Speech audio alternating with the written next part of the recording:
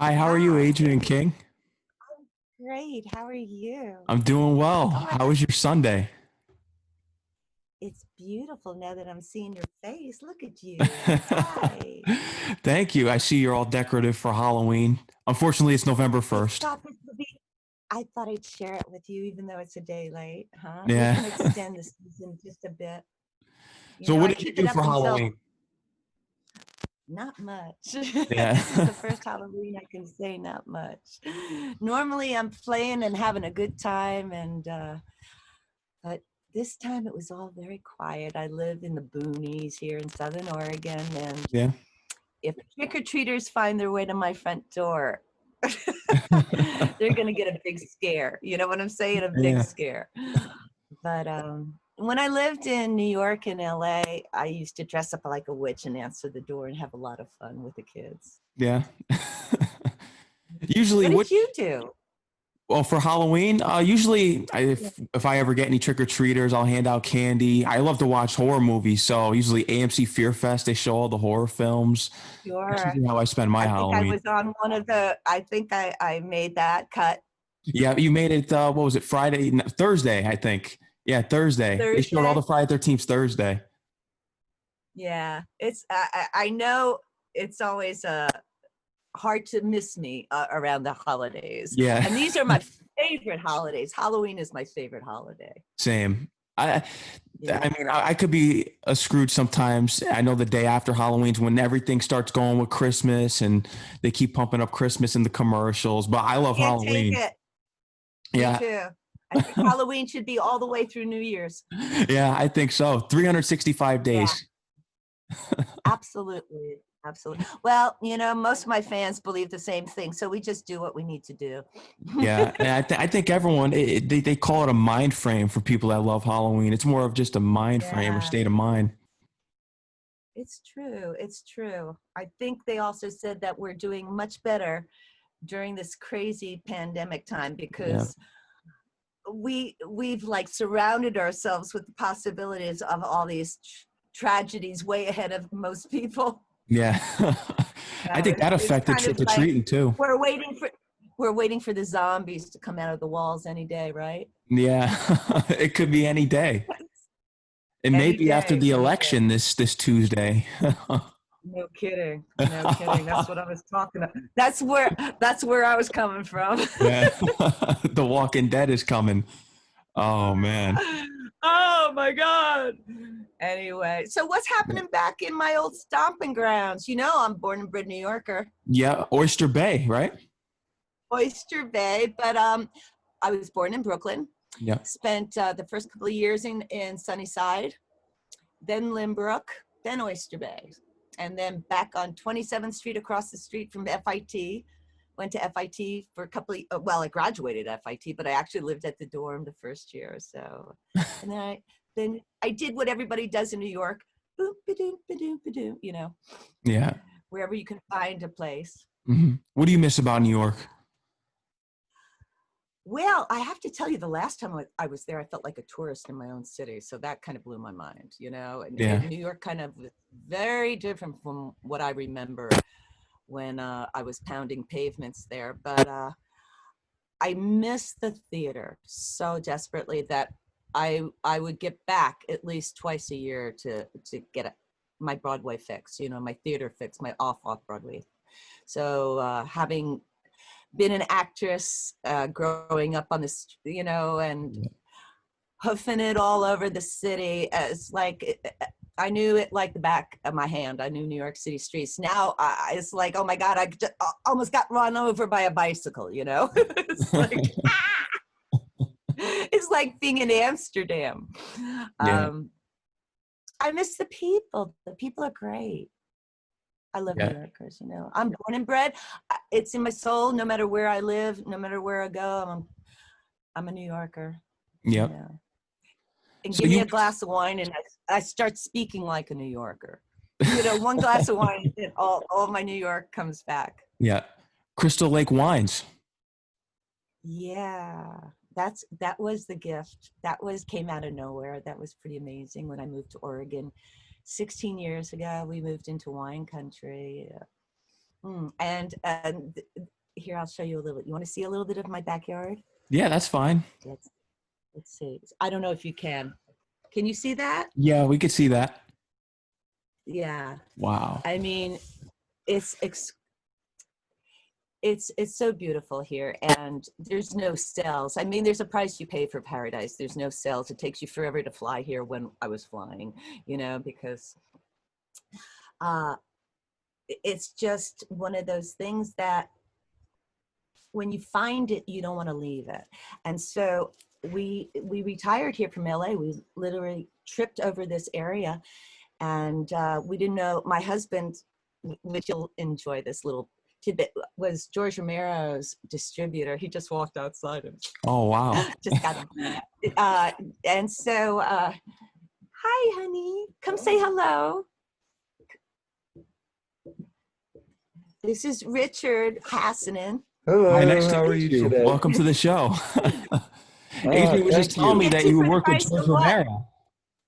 Yeah, here. Yeah. Yeah, I worked with him on Creep Show, Night Riders, Day of the Dead, Dawn Day of of the the Dead. I Dead, was press Dawn of agent. the Dead.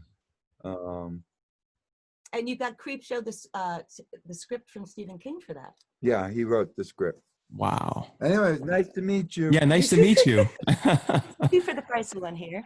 But what happened is we came up here for a little vacation, tripped over a piece of paradise, and the rest was history. We didn't know how we were going to pull it off, honestly. It's like we left LA and said, we'll figure it out. If we have to work at Harry and David, they're down in Medford. Harry and Yeah. David, the shipping company for pairs. We were ready to do that. Uh-oh, we're going to have a problem with audio in a second. Go ahead. Watch. This is life on the river. Yeah.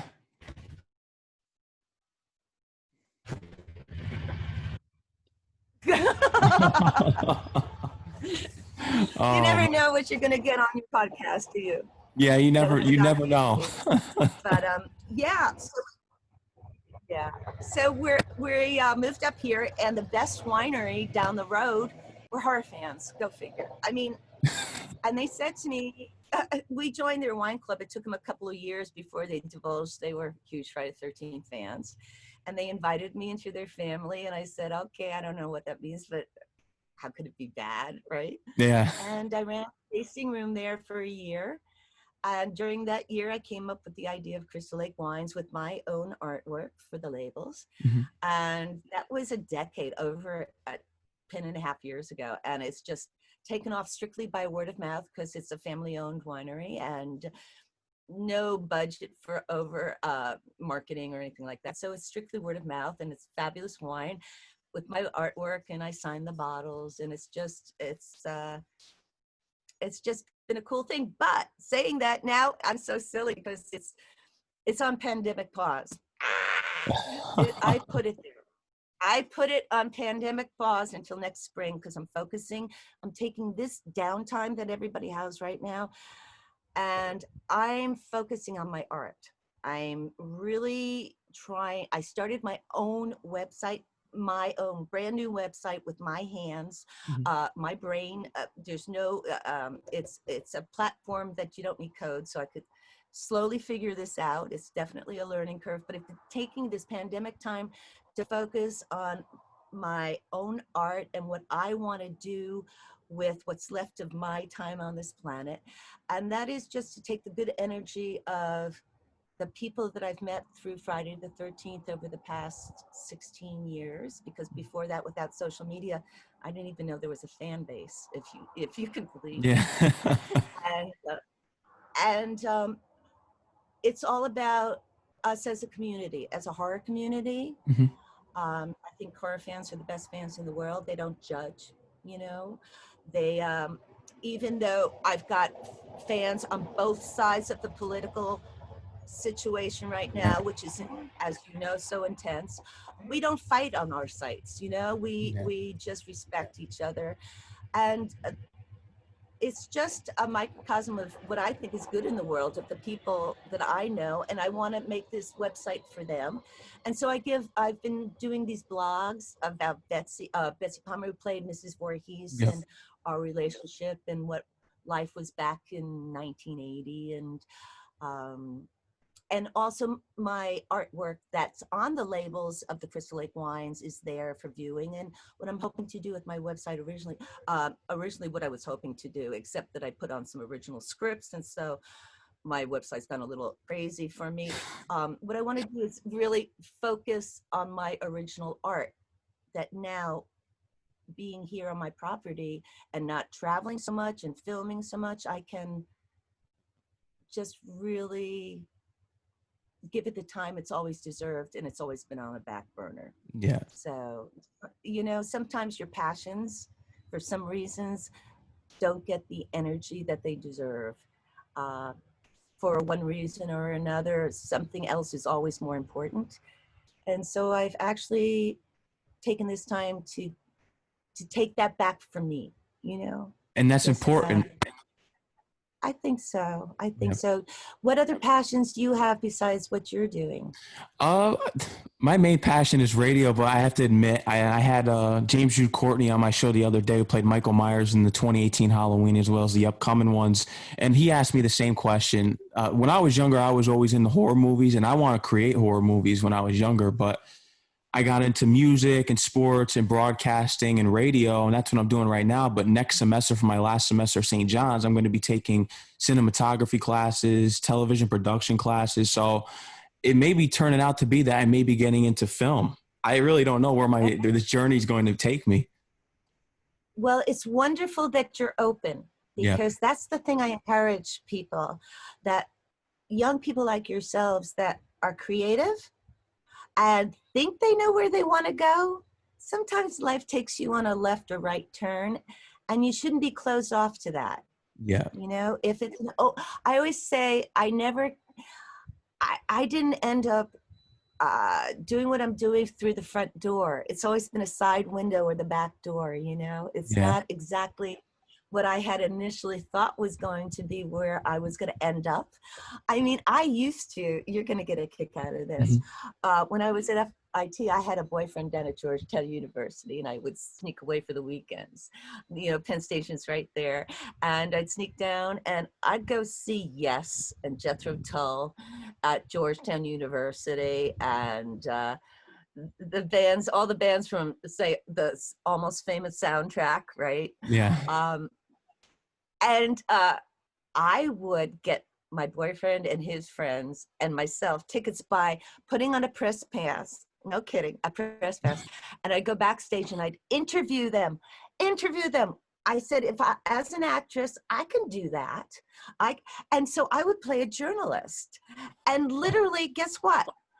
I interviewed Chuck Mangione once, right? I got the lead story at the Georgetown Hoya. I'm not kidding you. This was like 1974, 75.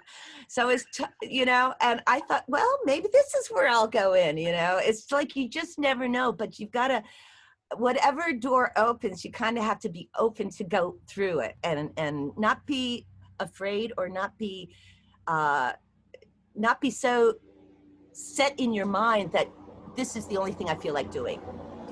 Yeah. You know, so I'm glad to excuse the audio problem. Yeah, no problem. Richie's back. Richie's back. Oh. Sorry about that. Oh, no problem. So tell me, what made it's harvest. Oh, what was that? Go ahead. No, I was made just going to say it's harvest season. What made you Go want ahead. to get into acting? I didn't have a whole lot to say about it. My mom, when I was born, who lived in Queens, must have thought to herself, is all I could figure out. I did my first commercial when I was 6 months old, and she was bored and they needed more money, is all I can figure out. Because why else would you put your kid in a commercial at 6 months old? But that's how it happened. That's how it started. And I obviously was a baby that went to other people easily. So you get extra bonus points for that. By the time I was aware of what was going on, and I do remember how it evolved, I really enjoyed being around other people and their energies. Now, my brother and sister were thrown into the same scenario. They hated it. So they were out. I was the eldest. I was the guinea pig. And by the time I was 8, so she pulled me out of school. I was in Our Lady of Peace in Limbrook, but when I, first grade. And so I was out of the business then because I had to go to school. And lo and behold, after a year, I did not like not being able to go and play on camera. This was a big deal in my life. And I realized that I was kind of hooked at that time, and I begged my mom to let me back in. So she found a teacher. She said, if we're going to do this, we're going to do it right. She found me a manager. We found a great acting coach. And within a year, I was doing the Hallmark Hall of Fame, Inherit the Wind, with very serious actors. I won't bore you with their names because no one will know them.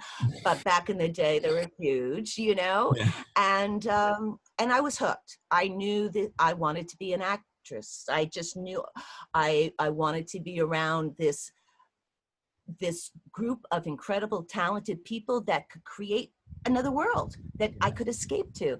And to find that out at 8 and realize it, fully focused on it. I had a resume by the time I was in high school, and we were on split sessions, Oyster Bay High School. I got out at 12:17 p.m. Because we started so early because the schools were overcrowded. So we started early and got out at 12:17. And I took the Long Island Railroad from Syosset into the city.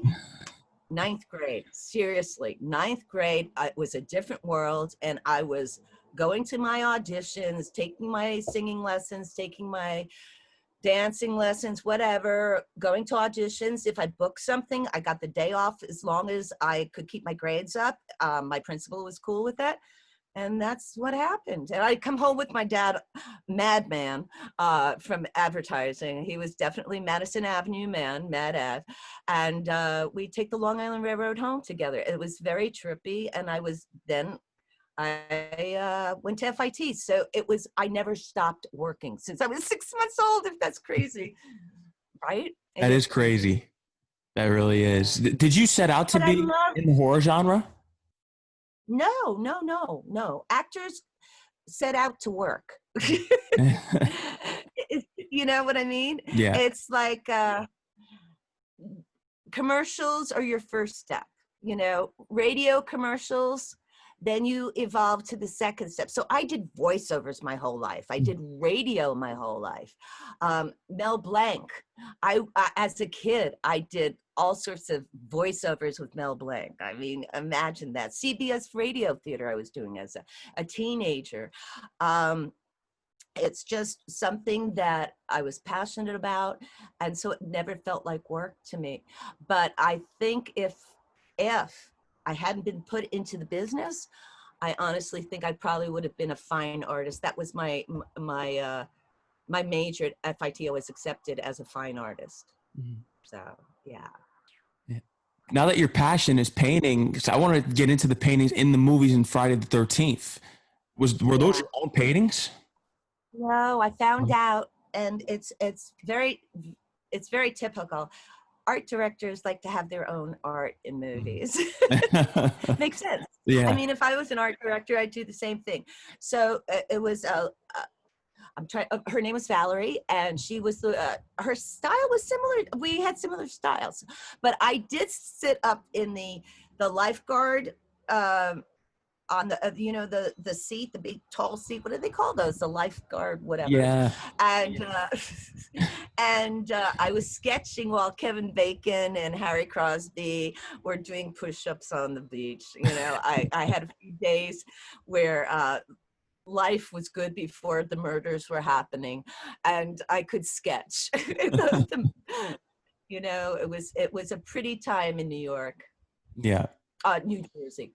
The tri-state area was in perfect color for autumn, as you know from the end of the movie. Yeah, it was. How did you get connected with Sean S Cunningham? Well, Sean S Cunningham and I got connected at the Minskoff Theater rehearsal hall when everybody else from New York City auditioned with me. We had an open call through Backstage, and every single person under the age of 25 was probably there. And they had 3 days of casting.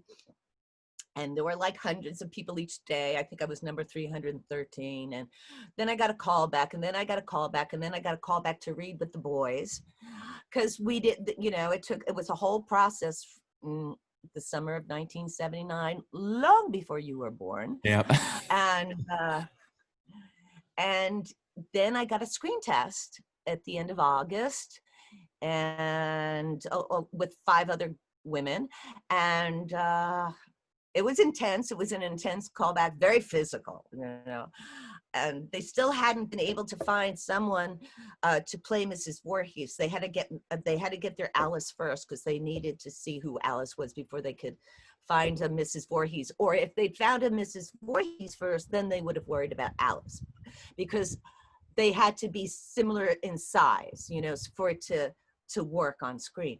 So I was cast. Sean called me after the screen test, told me I nailed it. And then Betsy Palmer, I was told, got the phone call 2 days later that she was cast. And she was like a half an inch taller than me. What's interesting when I'm learning about the film is that I know Betsy Palmer wasn't that big in wanting to take the role for the film. She didn't think it was going to be a major success. Oh, no. She said, no one's going to see this piece of shit. Yeah. And the story goes, and if you'd ever been to anybody who knows the story knows that Betsy and I were kept separately during filming, and we didn't reconnect till 2004 through conventions. Wow. And it was quite an amazing thing, because she honestly only did the movie to get the 10 grand to buy a Scirocco, a car.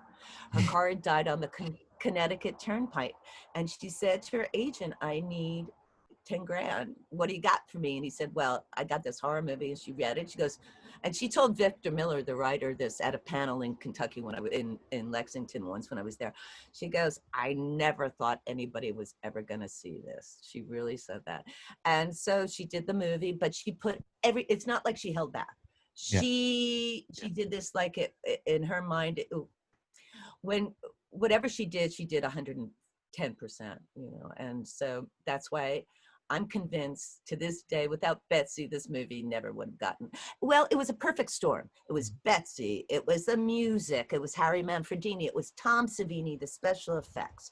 It was the casting of a young cast off Broadway that we were all so diligent about knowing our craft. And it was just a director and a crew that were passionate as well about really doing something. This was almost like, for Sean, if he didn't make this happen, his life was like, he was done, you know. This was all the money he had left in the world. And so it was intense, but boy, you could sure feel that passion just flowing when I arrived there that morning with the kids, we'd come up on a van, the 5 of us, and we met at Columbus Circle at 5:30 in the morning, and we arrived there about 7:15. And the crew was all ready, you know, and the costume people were all ready, and it was like, come on, we're gonna start shooting this afternoon. I mean, it was super low budget. It was just like, let's go. And you could just feel the energy. It was gonna be something special. There was no doubt. I say it to this day because I feel as though, in my opinion, Jason always overshadows the first one. When you think of Friday the 13th, everyone jumps to immediately Jason. But the first one is Mrs. Voorhees, and it's the best one out of the whole series. And something that we can look at another film is Scream. In the character Casey Becker, I think that's what the character's name was in Scream, played by Drew Barrymore. She thought it was Jason Voorhees that was the killer in Friday the 13th. Right. But it was Pamela Voorhees. That's right. And you know, if people don't see it from the beginning, they're confused. You know, it's like, as a matter of fact, I was watching this little funny YouTube of this lady in Knoxville, Tennessee, who watches the movies for the first time. I don't know if you happen to see it. She was hysterical because she kept on waiting for Jason to show up. So she goes, where's Jason? Where's Jason? It's like, and so she goes, I'm going to call this movie Mama Voorhees or Mama Jason. You know, it's like, this has nothing to do with Jason. It's great. The first one is more, it's a thriller. It's a psychological mystery as well as a slasher. And yeah, we got a lot of stuff all in this one little movie that gets overlooked a lot. I think it's the scariest because the other ones, I feel like you know what's going to be built up. You know what's going to happen. The first one, it was no one's ever seen anything like this. It was new and original. Exactly. After a while, you go, well, how many more ways can Jason kill somebody? Yeah. You know? But no, Jason was Alice's dream. That's how it all started, you know. Yeah. And Mama Voorhees was the best mama on the face of the planet because she would kill for her son, you know. But yeah, it's amazing that we're still talking about it 40 years later, because we ran out of money throughout shooting, and it took us 3 times to get that final scene right in the canoe. And by the last time, it was October 12th, 1979, because I still have my date book with everything in it. And yeah, I share things on my website, adrienneking.com, that have like all of these original pieces of Friday the 13th history in it, because I have original continuity photos, because I honestly didn't think we were ever going to finish this movie. I didn't think it, just in case I was hedging my bet, I was going to make a beautiful collage. You know, that's what I figured. I would take my script, I would take pages of my script, I would take continuity photos, and I make a great, and oh yeah, that night that we had the fight on the scene, I have those notes, and I made a poster once. I should make another poster, but I saved everything because I honestly was surprised when we actually had enough money to finish the movie, you know? So I was thrilled. I'm sure you were. Everyone was pretty happy about it, except Mrs. Voorhees, except Betsy. She didn't think anybody was going to watch it. So then her world crumbled. She got hate mail, and Siskel and Ebert called her every name under, you know, they gave out her address. Back in 1980, things were so different. You have no clue. They were so different. And oh my goodness. Yeah, I had a stalker. She had people writing hate mail to her home address. It was very different. But we survived. Wait, they say out your address too? No, they didn't send out my address, but I had a stalker. Yeah, I read about that. Yeah.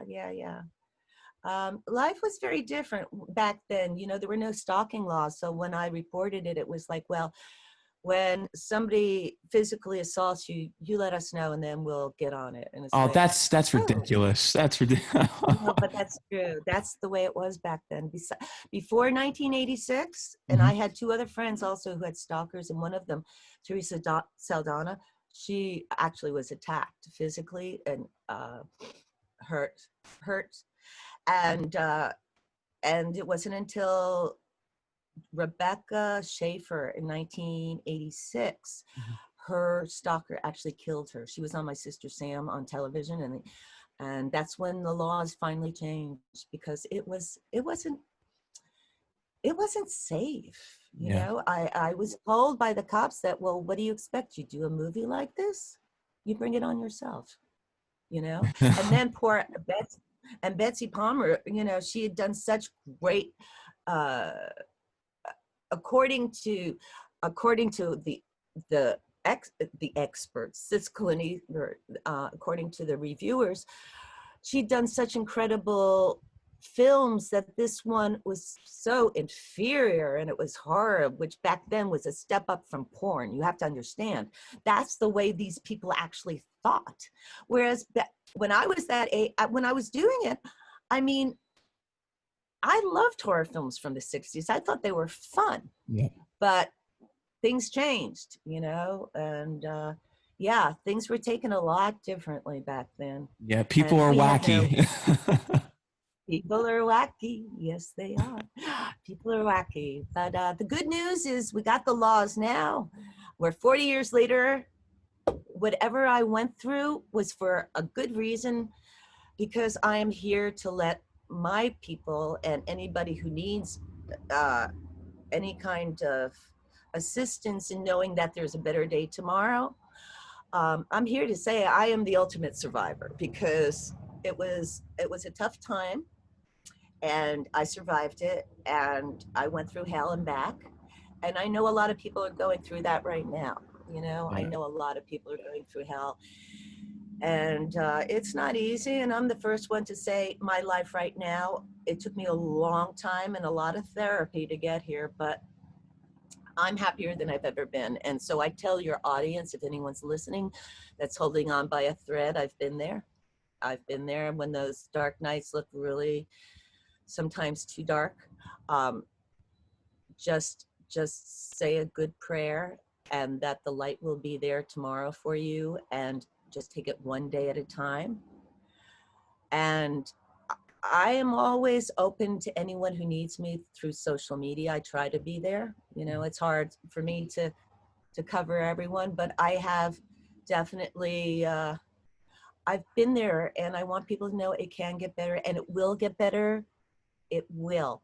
Even at those darkest moments and those darkest nights when you don't think you're going to get through it, you just say a little prayer to whoever you believe in, and that you want to find the light, and that you will create something from your pain. And that's what you have to know.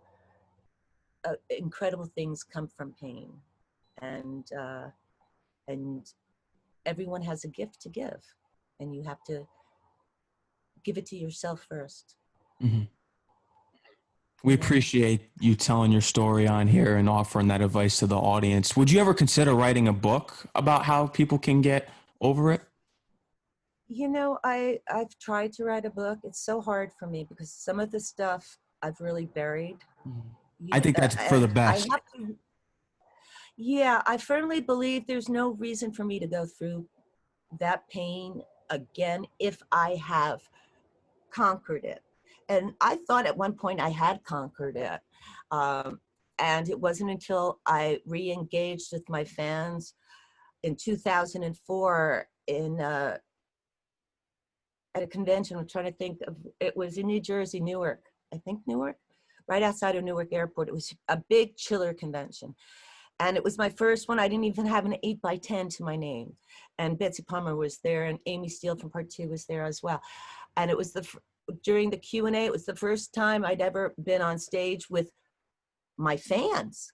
Yeah. I didn't even know I had fans until Peter Brackey, who wrote Crystal Lake Memories, the book, interviewed me about a year and a half prior to that, told me I had 3 generations of fans around the world that looked up to Alice as a touchstone and needed to know my story so they could see me as the same type of touchstone. If she can make it, if Alice can make it, and Adrienne can make it through whatever hell they both had to go, then you can make it too. And he said, my fans needed to know that. And so I shared that story with them on stage. And honestly, you could hear a pin drop. It got so quiet. And there had to be a few hundred people in the audience. And I heard sobs. And I started sobbing. And Betsy started sobbing. And it was like this cathartic moment when I actually felt that little tiny piece of my heart, like healed, that I didn't even know still needed healing. Yeah. And it was my fans who gave me that. And it was that connection at that point that I felt like, I got it. It finally friggin' makes sense to me. I am here for you guys. I am here to share the torment of survival with you all, because everybody goes through it. And that's the bottom line of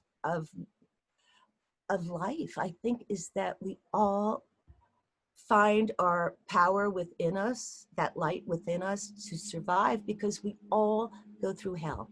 And it's a matter of how we get back and how we slowly find our way back to that light, that thing that makes us happy, that thing that makes us feel alive, sometimes it takes a long time to get back to that point, and we have to be patient with ourselves, but always know it's out there, and be patient with yourself.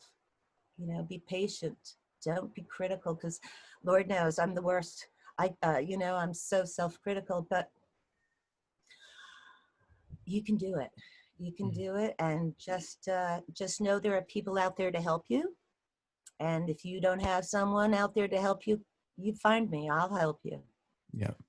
And I think that's what people respect about you most, is that you're able to and willing to. Yeah. Yeah. Well, I don't want to have to go through all that shit for nothing. Yeah. It's like, it's got to make some kind of sense. Yeah. And as far as writing a book, that was your question, writing a book. Yeah. That's what I've kind of been doing a little bit with my blogs on my new website. Mm-hmm. It's like each blog is kind of like a little essay, because I don't want to do a book like everybody else does a book. This is what I went through, da da da da da. I want to do like highlights that people can like kind of just read, boom, boom, boom. And for me, I've tried for about 10 years to actually write a book, and I've got all these beautiful little essays. And whenever I try to get back to that one spot, I get physically ill. Mm-hmm. So it's like, okay, I'm omitting this because I firmly believe when you find the poison, you have to lock it up so safely, and put it inside double freezer bags, and then put it in a lead vault, and then throw it in the middle of the ocean, and then never go back and look for it. Because there's nothing good that can come back. There's nothing good that can come back from me going back to that ugliness. And if I write a book, that's what people want, I think. I'm not willing to give that up, because I don't want to go there again. Yeah. And I think anybody who's been to hell understands that. So my blogs maybe eventually will turn into a book, because what I'd love to do is share my art. So I'd love to share, like do a painting next to an essay. That's what I'm kind of looking for. And so I figure my website is kind of like a precursor to that, maybe. I'm trying to figure it out. I'm 65, and my life is still a work in progress. Well, there's not too many people doing a lot like you are at the age of 65. I feel it's so important to share the fact that I could be barely alive in 1981 and here living life whole, Yeah. And that's what it's about. That's what about, because there wasn't any kind of help back then, and now there is. Now I'm happy to say there is. If you have a stalker, there's a stalking law. The FBI will actually pay attention to you, and if you're feeling blue, there's phone numbers. Things have changed a lot, but now also we can go to YouTube, and we can see an uplifting podcast. And I have a feeling you do a lot of that with your audience. Yeah. I mean, you reached out to me. Yeah. It's like, what's this young, good-looking fellow reaching out to me for? What do I offer you? I mean, so it's still, for me, it warms the left ventricle of my heart to know that people still care. Yeah. Mm-hmm. Yeah. Well, you're in one of my favorite films of all time. Well, I appreciate that. Yeah, I Friday the do. 13th, and just getting into the second one, that angers me that you were just killed off right away. You can't believe that. Don't you see the still discussions? There's in-house fighting about that. Yeah. Alice is still alive. It was all a post-traumatic stress dream. Lord knows, if Alice had beheaded a person, she'd be suffering severe post-traumatic stress that next year when that happened. So I like to say it's a horrible nightmare within a terrible dream. Alice is still in the woods. She's drinking fine Crystal Lake wine and painting beautiful paintings. I like that ending better. I like that ending better. So what are your plans today? By the way, is happy birthday to Betsy Palmer. Am I allowed Yeah. to say it's All Souls Day today? Is this a November, Friday the 13th Oh yeah, this is podcast? yeah. Well, my podcast is a sports and hip hop podcast, so I cover those two subjects in my podcast. But every October, I make sure to try to interview my favorite actors and actresses from horror movies. Oh, that's so cool. So Yeah. I'm crossing over into sports and metal Oh, or hip rock? hop. Hip hop. Okay, Yeah. hip hop. Yeah, well, that's cool. That's cool. So I have an Instagram. Yeah. People follow me on Instagram, Adrienne King _official, because they hacked me like 3 times. I don't know. So yeah, don't know why. I guess people want to be Adrienne King. But not everyone can. I don't know. Not everyone can do it. Yeah. No, it takes a lot of patience. Yeah. What's the scene that scared you the most in Friday the 13th when seeing it on the theater after the movie was put together and finalized? Yeah. Well, without a doubt, when Harry Manfredini's music lulls us all into that little safe space and Jason comes up and attacks Alice, will forever be a jump scare. It's just brilliant.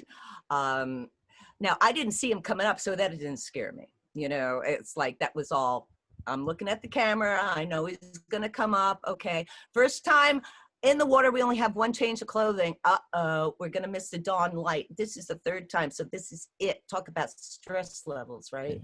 And the 2nd time, I knew how cold that water was. And so I had to totally erase that out of my mind too. But that scare, I think, without a doubt, is the best scare. I should ask you, because there are some brilliant ones in the movie. What's your favorite scare? That's a top one. The psycho scene in the shower. I don't think anyone's ever expecting that the first time. If we go back to 1925, I know one of the scariest scenes in cinema is when Lon Chaney Sr.'s face is revealed when he's the Phantom of the Opera. Yes, that's very scary. Yeah. Very scary. I thought you were talking about Friday the 13th. Oh, you want to bet outside of our movie? Well, in Friday the 13th, yeah, I'd say that's the biggest scare. Yeah. Outside of Friday the 13th, let's see. Probably Carrie, huh? Yeah, the hand. Yeah, that was good. And I think Victor Miller even said that kind of inspired a little bit of what went on. Everybody steals from everybody else, right? Yeah. But no, I'm just gonna have to stick with that scare. Yeah. It's pretty damn cool. Damn cool. It is. What's your favorite scene as Alice in the movie? Favorite scene? Well, I had a lot of fun scenes. I think the strip Monopoly scene really was fun. That was added for because we needed a little more camaraderie on film and all that stuff. But it was a night that I remember was a lot of fun with Harry Crosby. He was playing us, Bing Crosby's son Harry was playing us some beautiful serenades on his guitar. So that was a lovely moment.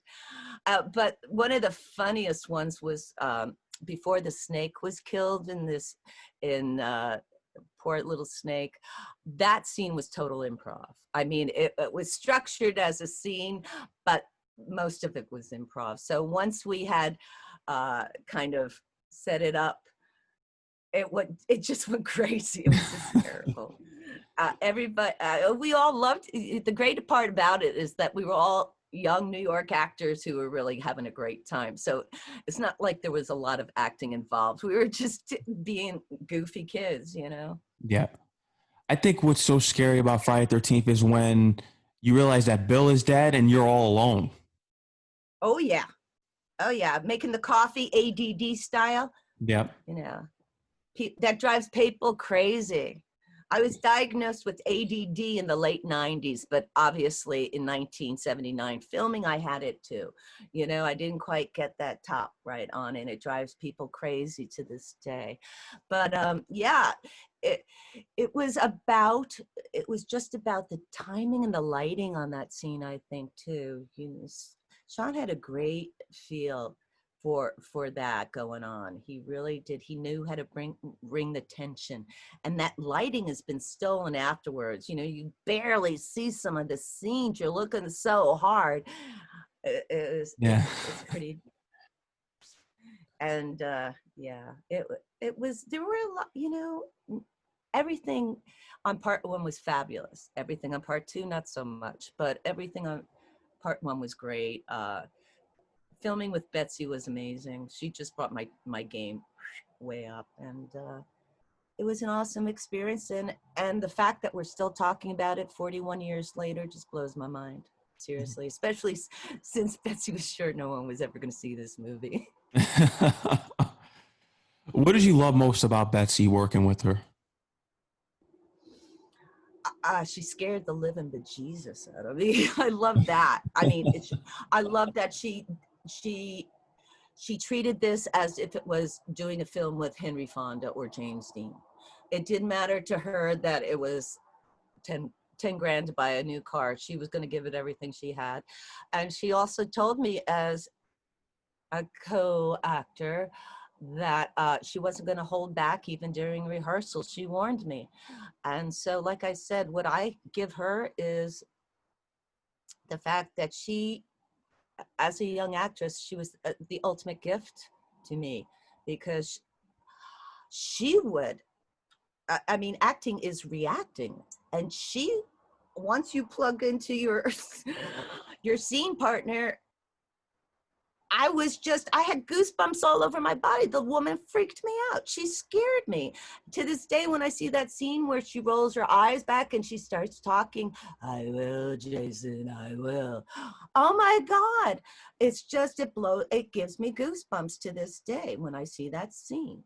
So she gave me the gift of being the best she could be as Mrs. Voorhees. And I think she gave me the best Alice that I could have given.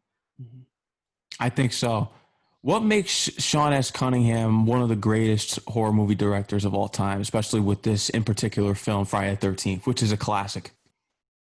Yeah, that's a great question. Desperation. I mean that in the best sense of the word, though, because sometimes desperation is, again, what starts the creative juices flowing, isn't it? Yeah. He had everything on the line with this movie. He really did. And he had to go back to his investors every time we were running out of running out of money. That made me laugh. That's another movie. Postcards from the Edge. You know that scene do you watch Postcards from the Edge? You know that movie? It's a great movie. Anyway, I haven't seen that. Oh, it's a great movie. Yeah, I got to check it out. Yeah, it is Carrie Fisher's, one of Carrie Fisher's autobiographical little books, and it's fabulous. It was made into a movie. So where were we now? Whoops, so much for that. What we were talking about, we were talking about what made Sean S Cunningham in particular with this film, right? Desperation. I really do think it was desperation and a willingness to listen, to be open to ideas, which is something I found afterwards not always there on a set. Some directors just have, their own set of ideas and that's it. Sean was open to listening to any ideas I had. There were certain certain lines in the script that I didn't think Alice would have said, and he was like, yeah, I think you're right, and when you get that from a director, it bolsters your confidence, which leads to a better performance, I think. Mm-hmm. But he would let me, here's something, he let me watch my dailies. So we would get, back then film cost money. It wasn't filming on your audience has to understand, back in 1980, we had big cameras you had to save a lot of money for film, then another camera for slow motion film, it was a lot of money invested. So every time we needed more money, he had to go back to his investors, and it was very difficult. But he also he got his dailies sent out to the camp from what we shot the day before, and he would let me watch them. That's unheard of. Yeah. That is such a gift as an actress, such a gift. So I got to grow with the movie, and we shot it basically in time, like as it was written, which is very unusual too. So Alice got a chance to actually grow into her character, you know, and grow into the fact that, you know, she started out as a timid character, and she grew into finding her core, you know, her strength, which had never been tested before. So again, a reason that she's a touchstone. A lot of people don't ever know what they have inside of them until they're tested. Yeah. That's right. Yeah. So that's what I think. I think it was a lot of things. It was a perfect storm. It really was, you know. We had a lot of great people on that film, and everybody on that film wanted it to happen. And then we got lucky, really lucky. And some of this is because of my mom, but my mom was coming in from Long Island for I can only imagine a matinee or whatever, and it was a cold January, and Sean, for some reason, I knew he was screening the movie at Magno on Broadway for distributors, and it's a small space, like, you know, maybe 12 seats or something. And I didn't know who was going to be there, but I asked him, could I come see? I hadn't seen it. Mm-hmm. And I said, could I bring my mom? And he goes, can she be quiet? I said, of course. She's a professional. She can be quiet. So we sat like in the second row, and turn around, and he's in the back row with two distributors, I'm guessing. And so we watched the movie, and by this, you know, this is a mother that put me into showbiz at 6 months old, right? Yeah. She's like, okay, let's see what you got, right? And it's like, okay, the strip monopoly scene happens, and it's like, you know, I went to Our Lady of Peace, so she's like, you know, it's like, shh. It's like, quiet. Of course, the wind blows, the door open. Okay, fine. So then we're at the end of the movie, and she thinks, okay, I'm gonna put on my coat, and I'm like smacking her on the knee, like, shh, you know, just wait. And so, of course, it comes. All of a sudden, the music, da da da. Alice is laying. All of a sudden, Jason comes. My mother jumps and screams 25 feet into the air. And I then realized where I got my scream genes from. It was hereditary from my mama. And I turned around, and I saw Sean shaking hands. One side was Paramount, the other side was Warner Brothers. I always say my mom we helped sell that film. Not that it needed too much help, but I can't help but think that she sealed the deal there.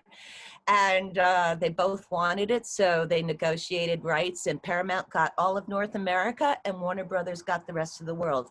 How do you like that? Yeah. So again, perfect storm, because Paramount released Friday the 13th like they never released a horror film, I think on over 1,300 screens or something like that. Frank Mancuso, who was the distributor of Friday the 13th, who was head of distribution, was made president of Paramount the next year. Wow. And his son, Frank Jr., was producer of Friday the 13th Part 2. That's insane. Yeah. So it's yeah. And then talk about, you know, small world. I didn't know my husband back then at all. I didn't meet him till 1986. So the funny thing is, he never got a chance to even bid on my movie. I said, why didn't you buy Friday the 13th? He said, it was gone. United Film Distribution was the Independence little place if you couldn't get a studio. So, yeah. That's an interesting story. I never knew that. Yeah, I have plenty of fun facts. You do? How about working with Kevin Bacon? I mean, usually when people see Friday the 13th, they're like, is that Kevin Bacon? Yeah, hard to believe, right? Yeah. Oh, he's such a baby. Oh my God. Yeah, he was gorgeous. He was beautiful. I had a boyfriend at the time, but you know, I did. He had a girlfriend at the time, but oh, he was a cutie. But Harry, oh, I could have gone for Harry. I loved Harry. He was a sweetheart. Very soulful. But I'm telling you, everybody, if we'd had social media back then, the world would have been so different. I would have kept in touch with everybody, but it was so different, you know? Yeah. It's so, so different. Nobody had a cell phone. Nobody had video. It was crazy times. I mean, you can't even fathom what that's like, right? Yeah, it's insane. I don't know what I would do without it. I remember I had a power outage in the summer. I didn't have any Wi-Fi. I was like, well, now I know what it's like when people lived in the Oh 90s and the yeah. Oh 80s. yeah. Oh, I know, man. It's tough. It's tough. It is. But it makes for better movies, you see. It It makes for does. better movies. Nobody can reach you on a cell phone. Yeah. And movies They have warn changed so they much warn you. nowadays. Yeah, yeah, exactly. So do you have a favorite horror? Oh, I got to plug Killer Therapy. I Yeah, didn't plug it yet. that's right. Yeah, you got to plug that Did you in. see it? No, I Did you haven't see seen it. it? I have to see it. You got to see it. Yeah. Oh my God, it's fabulous. I don't do that many things, but this one I had to do. PJ Souls is in it from Halloween, Halloween. Yeah. and Tom Matthews. And Tom Matthews is from Part 6. Is he in Friday the 13th Part Yeah, 6? part Tom 6. Matthews? Yeah. So he's in it too. Oh, it's wonderful. It's a social commentary type of this is why I wanted to make it. It's not just a slasher. There's a story, which I think always makes a difference in a horror movie. There's an Mhm. actual story. And who cares if somebody's killed if you don't care about them, right? So it's about a young man whose parents put him into therapy because he's having a rough time. He had a couple of bad therapists, and I play a guidance counselor, high school guidance counselor. I did my best. That's all I can say. But but but what goes on after the fact is like people do have choices in life, even though you've been dealt a bad hand. It's up to you what you're going to do with it, and that's what this movie is about. So go watch it. Yeah. Where can I watch this, and as well as the It's audience? dark. It's dark. It's very dark in terms of, I mean, not visually dark, but just in terms of just the story itself. But it's you can watch it anywhere. It's on wherever, Amazon. It's available anywhere. So Killer Therapy. It's, if you can't find a scary movie, watch it. Or if you want to see me in a scary movie, or PJ or Tom, watch it. And there's some great young actors too. I mean, there's some great performances, and like I said, it makes you think. It makes you, you know, question certain things like, what would I do? Interesting. I know before you were asking me what's my favorite horror movie. I can never say what my favorite horror movie is because I have so many. I think I could give you a top 5. Give me top 5. I want to hear. Yeah. Jaws, 1968, Night of the Living Dead, Halloween, Yes. Friday the 13th, and Psycho from 1960. I would say you have excellent taste. Thank you. All of those. I love your choice. How's that? I think you made some great selections. I'm glad you included me. Yeah. Well, it is. I think that's Friday the 13th is one of my favorites of all time, and there's just something I always loved about that film, the first one, because What is it? I like the other ones, but I feel as though there's just something special about the first one. I think that we were all so naive in a way. You know what I mean? It's like when a studio gets involved and puts money into it, somehow it takes away that rawness and that naivete that it's almost a polish. You know, it's unpolished. Does that make any sense? Yeah. I think the more money sometimes you have for a budget is a curse in an independent, because I think less money makes you be creative. It makes you figure things out and perhaps do it a little bit differently and not so easily, right? Yeah. Like when we were shooting some of those scenes in the rain, they had the headlights on from the crew. We didn't have enough lights. They put headlights in from the crew, and they got the fire department. They donated a couple of bucks to the fire department and had them hose us. Wow. No I didn't even know that. Yeah, well, those are the things that you see. Yeah. That's what I'm saying. Part 2 and 3 had money. They actually had somebody doing the nice gentle rain. Meanwhile, Harry Crosby and I are singing Christmas Carol, being deluged by the fire department. Yeah.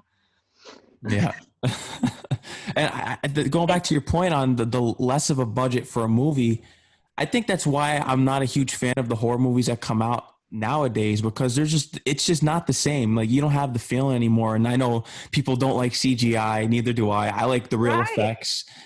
I It's don't so like different. CGI. And Tom Savini's stuff still holds up. Yep. I mean, that is some serious incredible work that still to this day makes me cringe, where CGI I laugh, Yeah. It's like, why bother, but yeah, I think there's something to that aspect of it. Yeah, I think so. What's your top So now, five how horror many movies? people listen? Oh, how many people listen? Oh, we usually have our 20,000 listeners around campus, because this plays around campus. Wow. Yeah. And where exactly are you located? Because I used to drive by Queens Boulevard all the time. Are you We're on the around Jamaica Ave. where Alexander used to be? Yeah. Where? Jamaica Avenue in Queens. Yeah. No kidding. Okay, Yep. I used to drive by you all the times. Seriously, yeah, Yep. on the way home. Yeah. I'm so glad I got to chat with you. Yeah, thank you. When all of this is done, all this pandemic crap, you'll have to make a tour, a little hike up to the camp in Camp North Bergen Boy Scout Camp in New Jersey. That's where we filmed it. Do you know about the tours there? No, I never knew about the tours.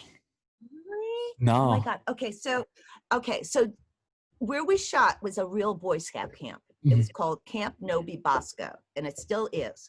And when we first were shooting there, we all thought it was an Indian name, Camp Nobi Bosco. Well, it stands for North Bergen Boy Scouts, okay? So the old Boy Scouts didn't want anything to do with Friday the 13th. They thought it was a terrible thing to be associated with it. So they would chase anybody who wanted to come on off. So people were constantly sneaking off and being chased off. And so about 5 years ago, one of the new Boy Scout leaders said, let's get smart about this and embrace it. It would be a win-win, or actually my manager said it would be a win-win. And they all agreed. And so they started doing tours, and all the money goes to the Boy Scouts and 2 adjacent camps. We made them over $250,000 in 3 tours. Wow. Because the people came in from around the world, Australia, Japan, Brazil. Some guy on his honeymoon, for his honeymoon, came to camp. His wife was not happy, but he had a great time. But seriously, it's the most incredible thing. And it's crystallaketours.org or crystallaketours.com. And it's the Boy Scouts. And obviously, we're not doing it now, but they have the camp in perfect condition. They had enough money that they built Alice's trading post, the one where she's trying to hammer the gutter with her nails. Yeah. Like that was, I would not buy a gutter from Alice, but her new trading post is fabulous. And it was built by us being there. And we had a reunion with Tom Savini and Robbie Morgan and the cop and Janine Taylor last year, I think. And it was so much fun. And we had about 200 or 300 people up there. And I got to stay at the camp. How was it? Cool. It was fabulous. Yeah. It really was. I felt like I was in my 20s again. It feels the same. It looks the same. They embrace it. They know everything, where everything was shot. So when we're all back to doing the thing, yeah, I hope I meet you back at camp. Yeah. Before I let you go, I wanted to ask you about a specific character, and I think he's one of the most important characters in the series, Ralph. Loved Ralph. I didn't do much working with Ralph, but you know, we had a couple of scenes there where he pops out in the pantry.